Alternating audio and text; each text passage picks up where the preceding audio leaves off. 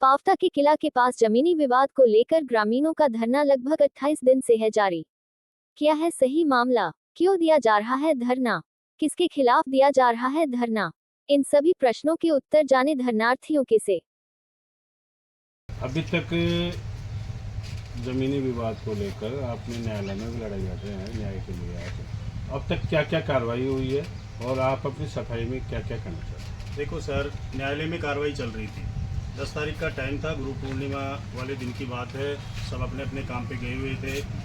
पीछे से जो भूमाफिया भीम सिंह है, उसने क्या किया, जेसीबी बुला के सफाई के नाम पे, जेसीबी वाले को झांसा दे के सफाई के नाम पे बुलाया गया और हमारा जो पुश्तनी मकान था, उस मकान को गिराने के प्रपोज से उस जेसीबी से या उस ड्राइवर को दारू वारू पिला के जैसे उसको बोल के हमारा मकान गिरा दिया गया। हमारे को पता लगा, घर वालों ने पीछे से फ़ोन किया कि ऐसे ऐसे जेसीबी आई थी, पीछे साफ़ सफाई कर रही थी और अपने मकान को गिरा दिया। हम आए तो जेसीबी वाले को बोला, उसको पूछा गया कि भाई तू मकान इसको गिराने के लिए क्यों आया? बोला भीम सिंह ने मेरे को मकान गिराने के लिए बोला है। ठीक है, हमने पुलिस प्रशासन को, पुलिस को फ़ोन किया, प्रागपुरा थाने में इतला दी। 1 घंटे बाद हमारे पास पुलिस वाले आए। कम से कम भीम सिंह, उसके परिवार के और उसके साथ जो 2-4-5 लोग और साथ थे, हमने उनसे पूछा गया तो वो हमारे से गलत तरीके से पेश आए कि तोड़ेंगे, हमारी है, सारी को खाली करेंगे, पूरी डाणी को खाली करेंगे। पुलिस वाले आए, उनके सामने कम से कम भी आधा पौन घंटा बाद में पुलिस वाले हमारे पास आ गए। आने के बाद में हमने एक ही डिमांड रखी कि अपराधियों को गिरफ्तार करो। उनकी कोई गिरफ्तारी नहीं हुई। खूब चिल्लाने के बाद में पुलिस वालों ने बोला कि अभी गिरफ्तार कर लेंगे कर लेंगे। अभी तक आज हमारे को 10 तारीख से लेकर आज 5 तारीख हो गई, 6 तारीख हो गई, अभी तक अपराधी गिरफ्तार नहीं हुआ। मकान आपके सामने है, जो दृश्य है वो आपके सामने है। जमीन के कागजातों को लेकर आपके पास क्या सबूत है कि ये जमीन मालिकाना का आपका है? देखो, जमीन के कागजातों के ये है कि ये जो पीछे की ज़मीन है, ये रिकॉर्ड के हिसाब से गैर मुमकिन ज़मीन है। इसमें फर्जी तरीके से रजिस्ट्री कराई गई है, फर्जी तरीके से इन्होंने ये बिल्डिंगें तैयार की है।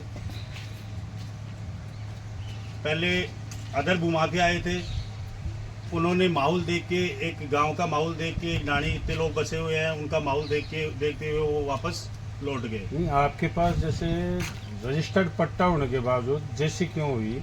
रजिस्टर्ड पट्टा होने के बावजूद जैसी ये हुई कि उसी टाइम, पहले पंचायत राज था, उसी टाइम नगर पालिका का जब गठन हुआ, तब पंचायत राज ने क्या किया कि नगर पालिका में जो रिकॉर्ड था वो जमा नहीं करा पाई थी। और जब हमारा मुकदमा चला था, तब उसने, कोर्ट ने एक आदेश दिया था कि इस पट्टे का विवरण, रिकॉर्ड हमारे पास भिजवाओ। जब उसकी रिकॉर्ड के लिए भेजा गया तो नगर पालिका के पास भेजा गया था। नगर पालिका ने जवाब दिया कि ये अभी हमारे पास कोई रिकॉर्ड नहीं है इसका। उसमें नगर पालिका ने ये नहीं दर्शाया कि अभी पंचायत राज ने हमारे को रिकॉर्ड दिया नहीं। इस संज्ञान में हमारे फर्जी दस्तावेज घोषित करके और हमारे ताऊजी जो भैरूराम सैनी हैं, उनको जेसी करवाई गई गलत तरीके से। जैसे ही हमने उसका जेसी होने के बाद में रिकॉर्ड ढूंढा, रिकॉर्ड पेश करवाया और हमारी जमानत हो गई। तो अभी जैसे तथ्यात्मक रूप से आप जैसे पट्टा दिखा सकते हैं? तथ्यात्मक रूप से पट्टा अभी तो कोर्ट में, वो उसमें मामले में लगा हुआ है। और अभी कुछ दिन पहले आपसे भीम सिंह ने कुछ डिबेट की थी। डिबेट में वो एक पट्टा दिखा रहा था, रजिस्ट्री भी दर्शा रहा था और कुछ हमारे को दोषी साबित कर रहा था कि भैरूराम जी जेल गए थे। तो वो जो पट्टा दिखा रहा था, उस पट्टे को एक बार आप ऐसे दिखा दिया उसने कि ये पट्टा है। आप कम से कम इसको एक स्पष्टीकरण से देखो, ये पट्टा नहीं है, एक अलॉटमेंट है। जो अलॉटमेंट 1947 लगभग 1944 के समथिंग उन्होंने ये अलॉटमेंट के लिए लगाया था। किसने लगाया था? मोदी थे, रामजी लाल मोदी, और उन्होंने एक अलॉटमेंट के लिए लगाया था। इस अलॉटमेंट की हमने जांच करवाई, इसका कोई रिकॉर्ड पाया नहीं गया। डीआईजी की रिपोर्ट है, वो तो फिर भी ऐसे कर रहा था कि मेरे पास पट्टा है, वो ये अलॉटमेंट था। और ये जो डीआईजी की रिपोर्ट है, इस रिपोर्ट को आप पढ़ भी सकते हो, इसमें कहीं भी इस अलॉटमेंट का कोई रिकॉर्ड नहीं है, कोई जिक्र नहीं है। पहली बात तो जिसका बेस है, अलॉटमेंट है, इसको पट्टा बता रहा है। और इसी आधार पे उन्होंने मिली भगत करके और इस आधार पे इसको पट्टा घोषित करके रजिस्ट्री करवाई। जो वो दूसरी बात, वो रजिस्ट्री दिखा रहा था, वो जो बता रहा था कि मेरे पास मैंने पैसे देके रजिस्ट्री खरीदी है, रजिस्ट्री करवाई है। इस रजिस्ट्री को एक बार थोड़ा गौर फरमाओगे, आप गौर फरमाओगे तो इसमें कहीं भी आपने इतने मामले देखे होंगे, इतनी बार डिबेट किए होंगे, कई ऐसे मामले भी हुए होंगे, कभी आपने देखा है क्या कि रजिस्ट्री में कोई कचरा नंबर नहीं है? कचरा नंबर होता है इस रजिस्ट्री में। कहीं भी आप मेरे को ये बता दो, अगर कचरा नंबर दर्शा दो, कोई कचरा नंबर हो, कोई इसका नक्शा हो, ये फर्जी तरीके से यहाँ का रिकॉर्ड, यहाँ का एरिया दिखा के नक्शा बना लिया गया। आपका कहने का मतलब है कि ये जो रजिस्ट्री हुई ये फर्जी है? फर्जी है। दूसरी बात, इसकी हमने जांच करवाई रजिस्ट्री की, इस रजिस्ट्री की जांच करवाई डीआईजी से, जो इसकी इस जांच में बाकायदे रजिस्ट्री फर्जी मानी गई, गलत तरीके से मिलान क्षेत्र में कैसे भी, जैसे मान लो नक्शे में मिलाते हैं, मिलान क्षेत्र में हर तरीके से गलत है। तीसरी बात, ये उसकी जांच है, रजिस्ट्री की नहीं, रजिस्ट्री की जांच है। आप आराम से पढ़ो, इसमें कई टोटल सारा गलत तरीके से रजिस्ट्री करवाई गई, ये दिया हुआ है। तीसरी बात, हमें ये लड़ाई लड़ते हुए 10 से 12 साल होगी, ये लड़ाई लड़ते हुए 10 से 12 साल होगी। 10-12 साल में हम पूरे जो पालना कर रहे हैं, कानून की पालना कर रहे हैं, कोर्ट की पालना कर रहे हैं, वो व्यक्ति अभी तक न्यायपालिका की कोई पालना नहीं कर रहा। कभी आपने देखा होगा कि देखो साहब, स्टे में कोई निर्माण नहीं होता, कोई मकान नहीं तोड़ा जाता। हम न्यायपालिका के हिसाब से चल रहे थे, उन्होंने स्टे न बताते हुए उन्होंने मकान तोड़वाया। वो हमारे पास स्टे की आज तक की एक कॉपी है, जो आप देख सकते हो। वो बोलता है कि कोई स्टे नहीं है, आज तारीख 6 हुई है, अभी 2 दिन पहले का निकाला हुआ ये है, आज तक स्टे बरकरार है। उसने स्टे में ये न्यायपालिका की कोई पालना नहीं। तीसरी बात मैं ये कहना चाहूँगा, उसने स्टे तोड़वाने के लिए 2 एप्लीकेशन लगाई कोर्ट में 2 एप्लीकेशन लगाई, दोनों उसकी खारिज हुई है। दोनों को बाहर निकाल के फेंका गया है, निरस्त कर दी गई उसकी एप्लीकेशन कि तेरी रजिस्ट्री गलत है, तेरा बेस गलत है, तो ये तू क्यों लगा रहा है। अभी हाई कोर्ट में हमारा मामला चल रहा था, हाई कोर्ट ने एक आदेश किया था, 6 महीने का टाइम दिया था, 13/2/2025 का यह हाई कोर्ट का आदेश है। इस आदेश में साफ दर्शा रखा है कि ये ज़मीन नगर पालिका की है। अगर पंचायत राज होता तो पंचायत की थी, आज नगर पालिका है तो नगर पालिका की है। नगर पालिका की ज़मीन साफ दोहरा रखी है। 6 महीने का नगर पालिका को टाइम दिया था। गलती से नगर पालिका से गलती हो गई, अगर पट्टे बना दिए गए तो उन पट्टों को निरस्त करो और खाली भूमि अपने अधीन में लेके और इसको अपने अंडर में लो। नगर पालिका के द्वारा जब इन्होंने ये मकान बनाना स्टार्ट किया, इसने फर्जी तरीके से मकान भी बेचे, इसमें 2-4-5 प्लॉट बेचे हैं, 2-4-5 प्लॉट बेचे। उन्होंने क्या किया कि जब निर्माण उन्होंने स्टार्ट किया तो हम लोगों ने विरोध हमने किया, तो हम न्यायपालिका के मतलब न्याय के कोर्ट के आदेशों के अनुपाल हमने कोई लड़ाई नहीं की, कोई झगड़ा नहीं किया। उनको प्यार से समझाइश की गई हमारी तरफ से कि भाई इसमें स्टे है, अभी काम मत चालू करो ना, आपके प्रति कानून का प्रक्रिया चालू हो जाएगी और आप बिना मतलब इसमें उलझोगे। हमने क्या किया, वो नहीं माने तो हमने नगर पालिका में शिकायत की तो नगर पालिका वालों ने पहले तो इनके खिलाफ ये फर्स्ट नोटिस आया, पहला नोटिस ये नोटिस, पहले नगर पालिका का नोटिस आया, उसके बाद में फिर इन्होंने नहीं माना, हमने दोबारा फिर अपील स्टार्ट की। इनका अंतिम नोटिस तक आया हुआ है। आज की वस्तु स्थिति क्या है, किस स्टेज पर अपना न्यायालय में कार्य चल रहा है? स्टेज चल रहा है जी हमारा आज की स्थिति सिविल में स्टे में चल रहा है आज की स्थिति।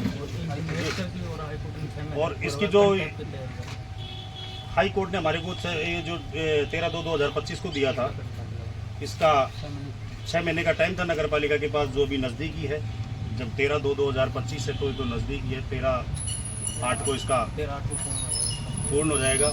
हालांकि नगर पालिका ने जो संज्ञान में लिया है इसको मामले को, जो पट्टे निरस्त होने थे उनके स्पष्टीकरण मांगे हैं, नोटिस आए हैं। क्योंकि हम जब 1 महीने से यहाँ धरने पे बैठे हैं, तो जब नगर पालिका का कोई व्यक्ति इधर से निकलता है तो हम भी कम से कम रामरमी तो होती है ना, हमारी रामरमी होती तो पूछा जाता है भाई किस संज्ञान में, तो बोले पट्टे स्पष्टीकरण के लिए नोटिस लेके आ रहे। तो इतना हमारे को नॉलेज है कि नगर पालिका इस मामले को संज्ञान में ले रही है।